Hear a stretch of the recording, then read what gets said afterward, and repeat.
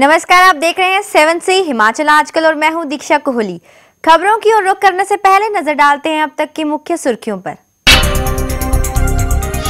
BJP की तरफ से जारी की गई चार्जशीट पर कांग्रेस का पलटवार। कौल सिंह ने चार्जशीट को फर्जी, झूठा और जनता को गुमराह करने वाली बताया। कहा हाईकमान से फाइनल कर जल्द ही करेंगे सार्वजनिक। नगर निगम चुनाव में प्रत्याशियों ने किया प्रचार में दिन रात एक। मधु मिनाज, संजय चौहान जगह जगह पहुंचकर जनता जनार्दन के दरबार में लगा रहे हैं हाजिरी, तो प्रत्याशी भी वार्ड समस्याओं को हल करने का दावा कर मतदाताओं से मांग रहे हैं विजय श्री का आशीर्वाद। मनरेगा योजना की धांधली एक बार फिर आई सुर्खियों में। ज्वालाजी के गांव टिहरी में मैदान निर्माण के लिए मास्ट्रोल में गड़बड़ी कर वित्तीय अनियमितताएं आई सामने। कार्रवाई के नाम पर अधिकारी भी नींद से जागे। प्रशासनिक अनदेखी के चलते नाहन का पर्यटक सूचना केंद्र साबित हो रहा है सफेद हाथी। उद्घाटन के बाद भी केंद्र में कर्मचारियों का टोटा, सरकार को भी धोना पड़ रहा है राजस्व से हाथ। अब खबरें विस्तार से। वीरवार को बीजेपी की तरफ से जारी की गई कांग्रेस की चार्जशीट पर अब कांग्रेस ने पलटवार करते हुए इसे झूठ का पुलिंदा बताया है।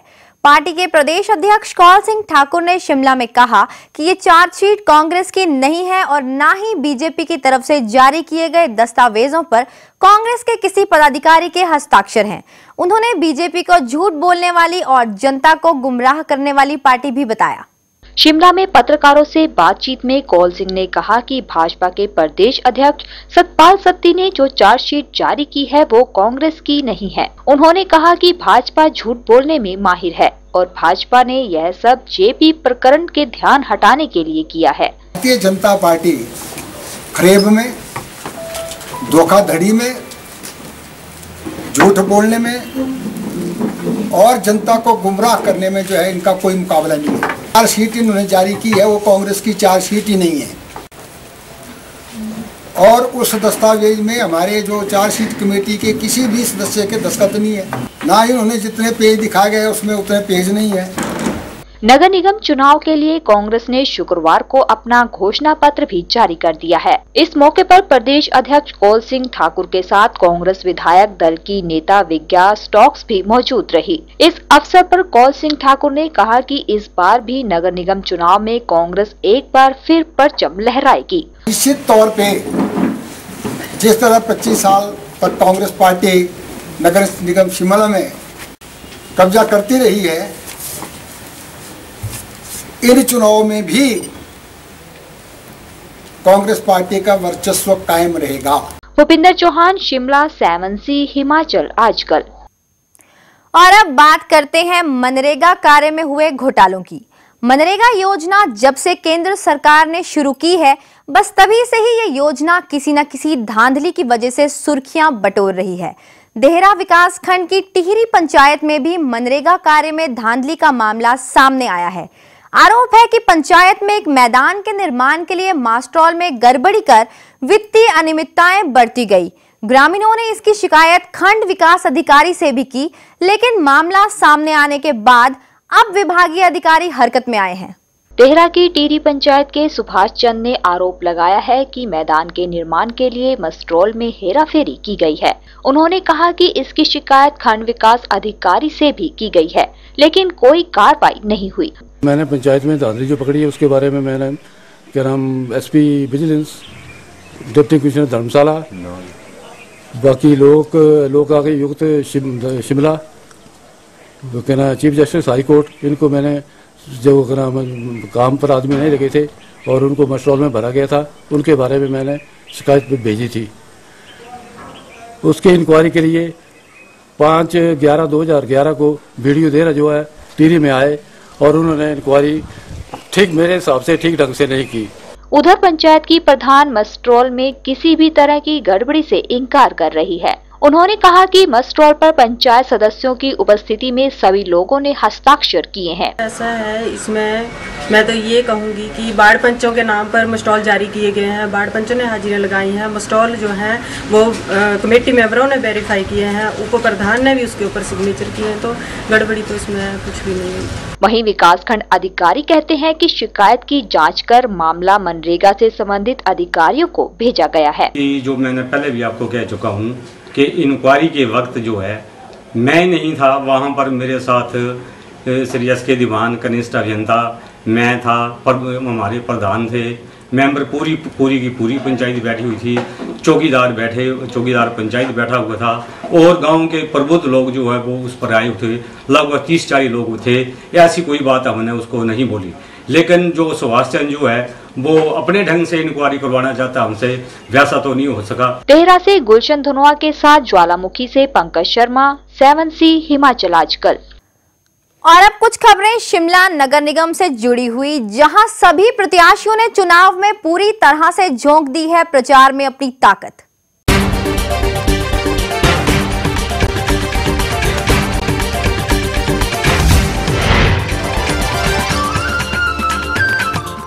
राजधानी में नगर निगम के लिए चुनावी प्रचार पूरे जोरों से चल रहा है। नगर निगम के मेयर और डिप्टी मेयर व पार्षद पद के उम्मीदवार शहर के अलग अलग स्थानों में जाकर खूब प्रचार कर रहे हैं। यह प्रत्याशी घर घर जाकर लोगों से मिलकर अपनी जीत सुनिश्चित करने के साथ साथ उनके रहते कामों को करवाने की भी बात कह रहे हैं। शुक्रवार को कांग्रेस के मेयर प्रत्याशी मधु सूद ने आईजीएमसी में कर्मचारियों के समर्थन मांगकर पार्टी को जिताने की अपील की। कांग्रेस की मेयर उम्मीदवार मधु सूद ने आईजीएमसी में चिकित्सकों, स्टाफ, नर्सेज व अन्य कर्मचारियों से समर्थन मांगा। अपने प्रचार के दौरान मधु सूद काफी आश्वस्त दिखीं।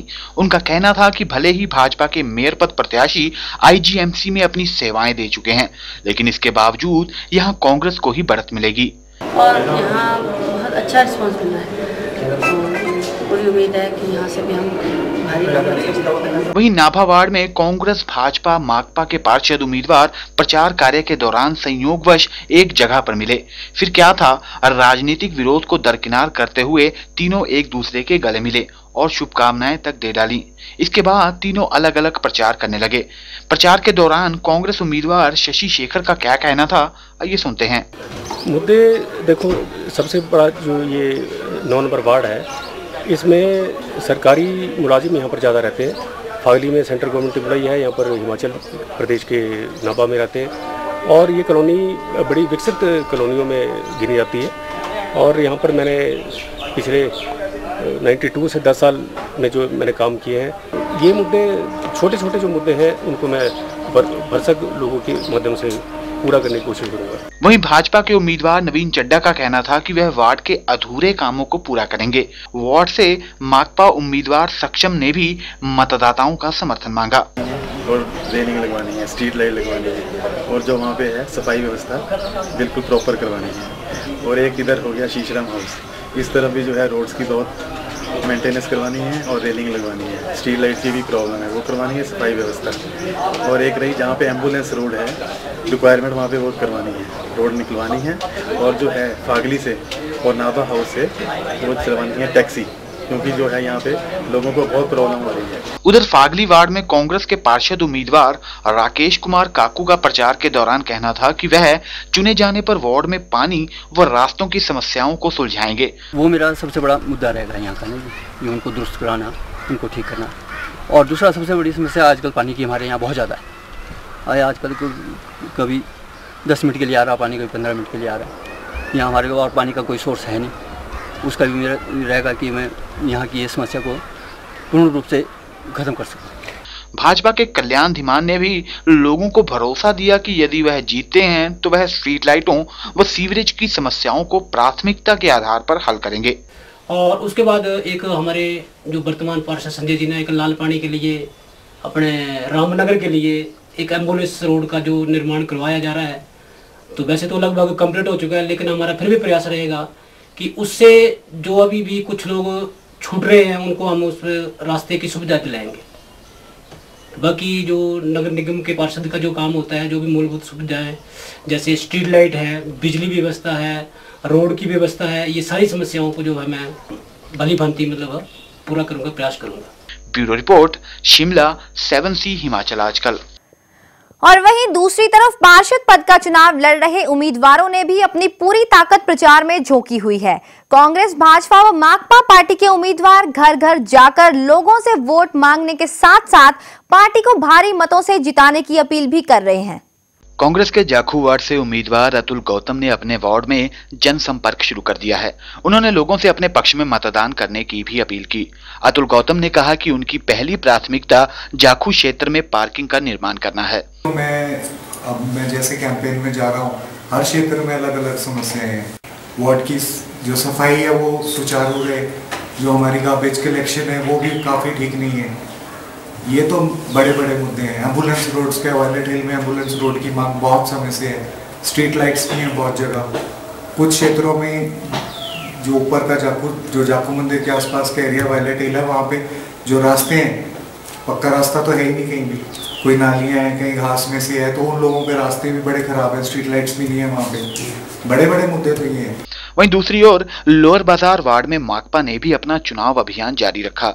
माकपा से पार्षद उम्मीदवार अमिता सूद ने लोअर बाजार में व्यापारियों से वोट मांगे। और मेरी प्राथमिकता यही रहेगी कि जितने भी मेरे अंदर वार्ड की समस्याएं आती हैं, उनको जितने भी मेरे पावर के हक में होती वो मैं सारी सॉल्व करूंगी। पानी की समस्याओं का हर कोई पार्टी बोल रही है, पर हमारी प्राथमिकता ये रहेगी कि जो मजदूरों के लिए है सबसे ज़्यादा उनको मोटिवेट किया जाएगा। मजदूर वर्ग के लिए हम लड़ेंगे। और बाकी सीवरेज की प्रॉब्लम है वो दूर की जाएगी। लोगों के जैसे ढारे हैं उनको पक्का कराने की है। सबसे ज़्यादा ध्यान हमारा महंगाई पे रहेगा ताकि महंगाई ना बढ़े। उसके बाद हमारा रहेगा कि बच्चों के लिए इस मतलब वार्ड में पार्क या कुछ खेल के मैदान हो। Bureau report, Shimla, 7C Himachal आजकल।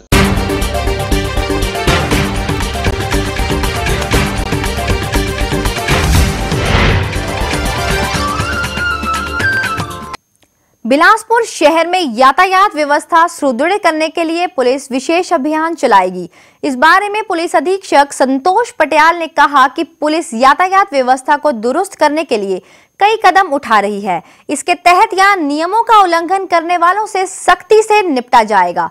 वहीं किसी भी हादसे की स्थिति में घायलों को तत्काल आपातकालीन उपचार देने की भी व्यवस्था की जाएगी। नशे की जो हमारी प्रॉब्लम है समाज में, वो हमारे सारे सिस्टम को खोखला करती जा रही है। कुछ तो ऐसे नशे हैं जो कि जिनको आउटराइटली जो कि इलीगल हैं, जिनका जैसे भांग है, चरस है, दूसरी चीज़ें हैं, ओपियम है, इनका तो यूज़ किसी थोड़े मिनिमम अमाउंट में भी जो है वो इलीगल है। लेकिन कुछ ऐसी चीज़ें भी हैं जैसे शराब है जो कि बेची जाती है, उसके कारण भी लोगों में प्रॉब्लम आती हैं, एक्सीडेंट्स होते हैं या घर में मारपीट होती है। तीसरा एक ऐसे दूसरे सब्सटेंस हैं जो कि जिनका अब्यूज़ होता है, ड्रग्स हैं। ड्रग्स के साथ साथ कुछ ऐसे सब्सटेंसेस हैं जैसे फ्लूइड है, थिनर है, पेट्रोल है, आयोडेक्स है, फूड पॉलिश है, ऐसी चीज़ें जिनका भी अब्यूज़ हो रहा है। इसके बारे में आप लोगों के साथ मिलकर हमने अवेयरनेस कैंपेन चलाएंगे। 7C हिमाचल आजकल में खबरों का सिलसिला जारी है। फिलहाल वक्त हो चला है एक छोटे से ब्रेक का। ब्रेक के बाद आपको दिखाएंगे कि देश विभाजन के समय पाकिस्तान गए प्रोफेसर यासीन सिद्दीकी आखिर 65 साल के बाद पहुंचे अपने पैतृक घर। बस आप बने रहिए 7C हिमाचल आजकल के साथ।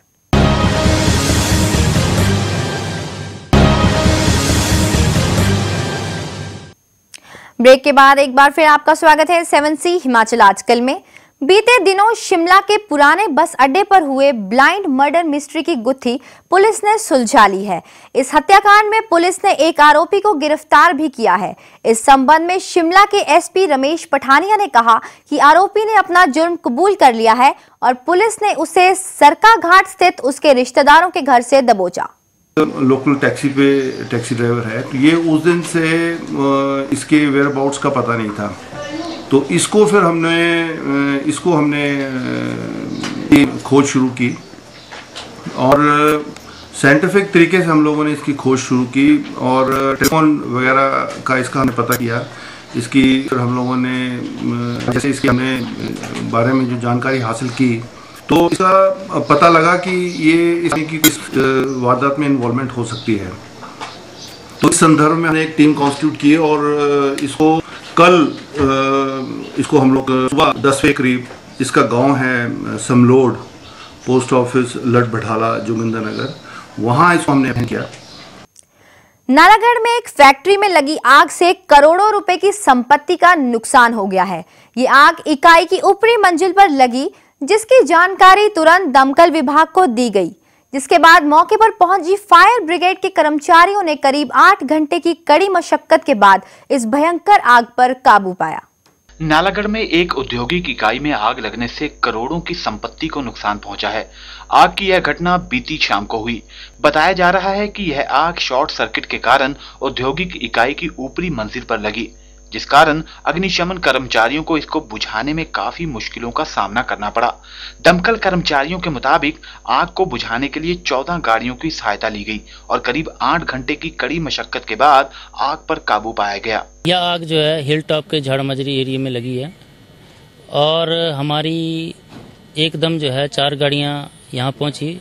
इसके साथ साथ जो है HMT, कालका, पिंजौर तथा एक वर्धमान की गाड़ी भी यहाँ पे सहायता के लिए आई है।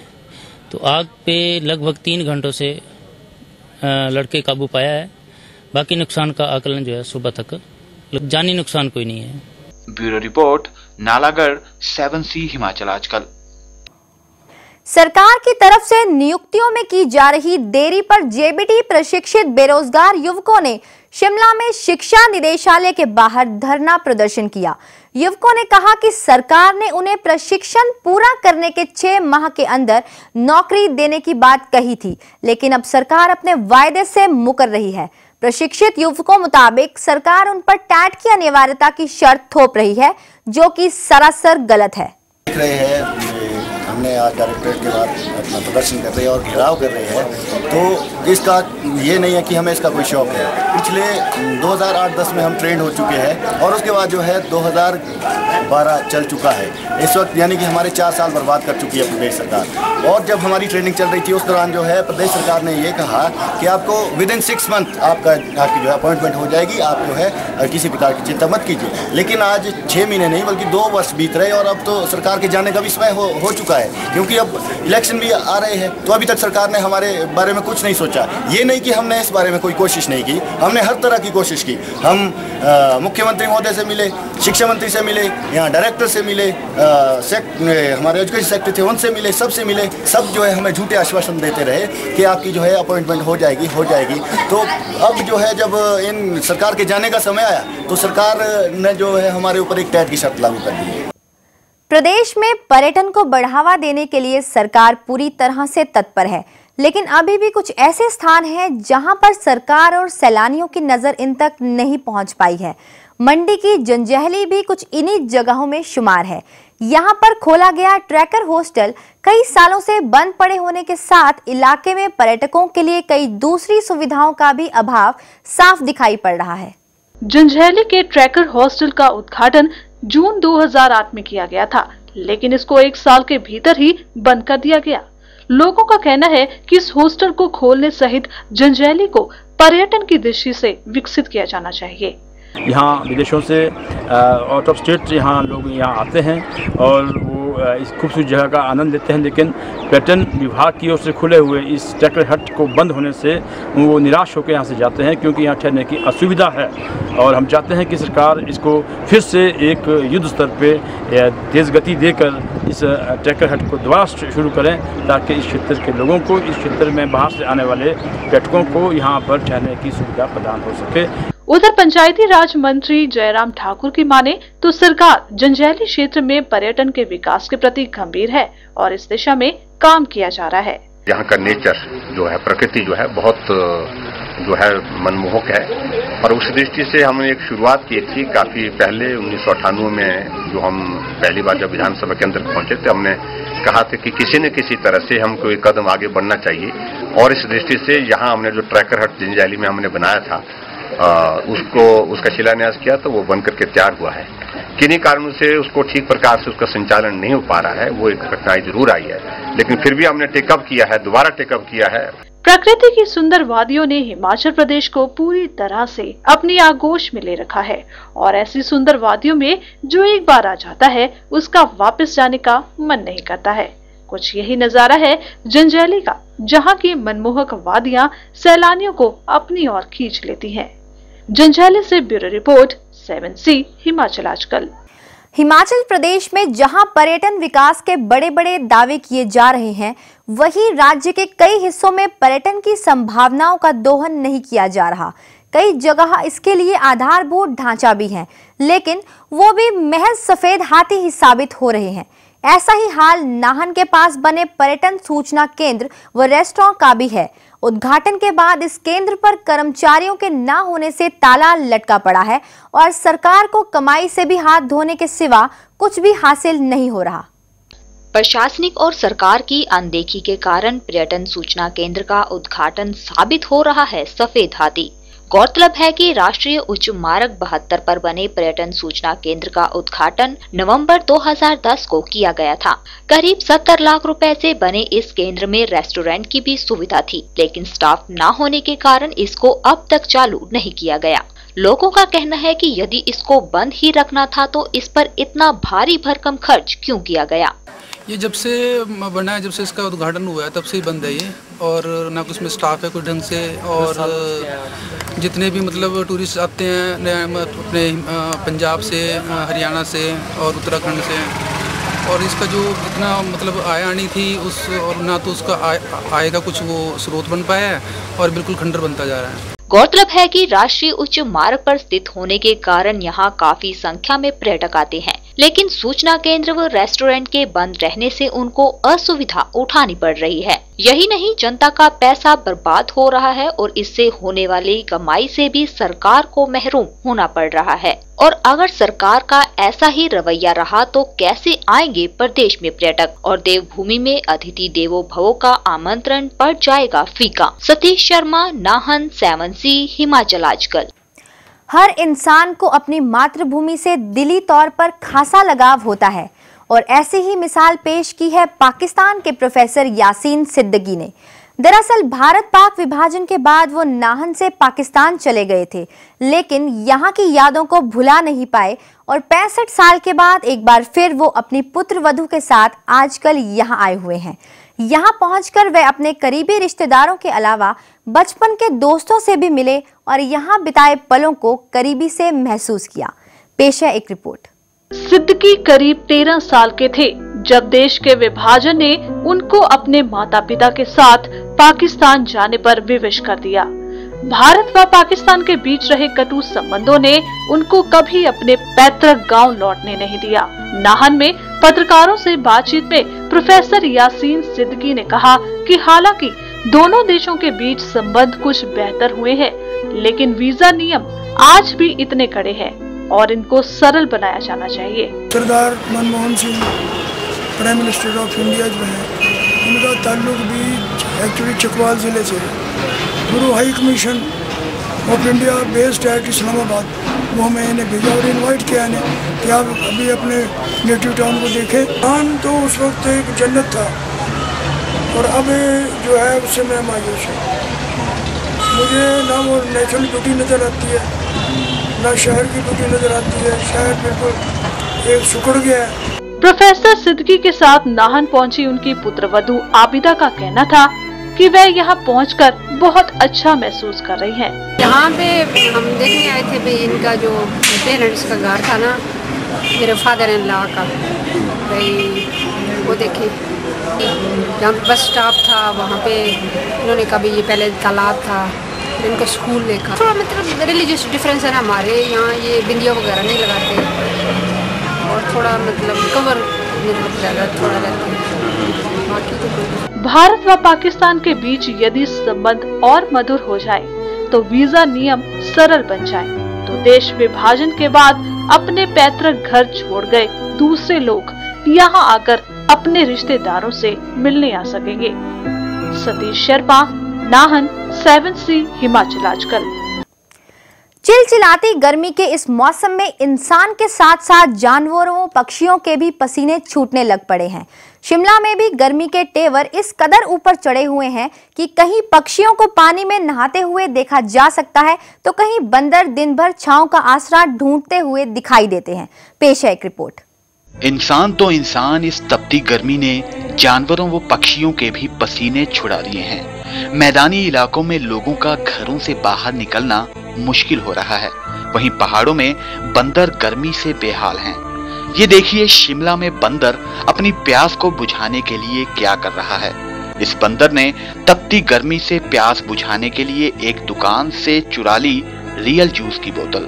बस फिर क्या था, यह महाशय जूस की बोतल खोलकर लग गए पीने। तभी तो बुझेगी इनकी प्यास।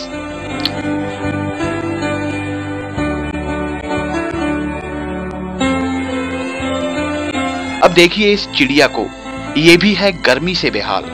गर्मी को कम करने के लिए चल पड़ी पानी में नहाने। अब जाकर मिली इस चिड़िया को ठंडक। Bureau report, Shimla, 7C Himachal आजकल। अब जाते जाते एक बार फिर नजर डालते हैं अब तक की मुख्य सुर्खियों पर। बीजेपी की तरफ से जारी की गई चार्जशीट पर कांग्रेस का पलटवार। कौल सिंह ने चार्जशीट को फर्जी, झूठा और जनता को गुमराह करने वाली बताया। कहा हाईकमान से फाइनल कर जल्द ही करेंगे सार्वजनिक। नगर निगम चुनाव में प्रत्याशियों ने किया प्रचार में दिन रात एक। मधु मिनाज, संजय चौहान जगह जगह पहुंचकर जनता जनार्दन के दरबार में लगा रहे हैं हाजिरी। तो प्रत्याशी भी वार्ड समस्याओं को हल करने का दावा कर मतदाताओं से मांग रहे हैं विजय श्री का आशीर्वाद। मनरेगा योजना की धांधली एक बार फिर आई सुर्खियों में। ज्वाला जी के गांव टिहरी में मैदान निर्माण के लिए मास्ट्रोल में गड़बड़ी कर वित्तीय अनियमितताएं आई सामने। कार्रवाई के नाम पर अधिकारी भी नींद से जागे। प्रशासनिक अनदेखी के चलते नाहन का पर्यटक सूचना केंद्र साबित हो रहा है सफेद हाथी। उद्घाटन के बाद भी केंद्र में कर्मचारियों का टोटा, सरकार को भी धोना पड़ रहा है राजस्व से हाथ। फिलहाल इस बुलेटिन में बस इतना ही। हिमाचल प्रदेश की ताजा तरीन खबरों को देखने के लिए हर रोज देखते रहिए 7C हिमाचल आजकल। फिलहाल मुझे यानी दीक्षा कोहली को दीजिए इजाजत। आप बने रहिए 7C के साथ। नमस्कार।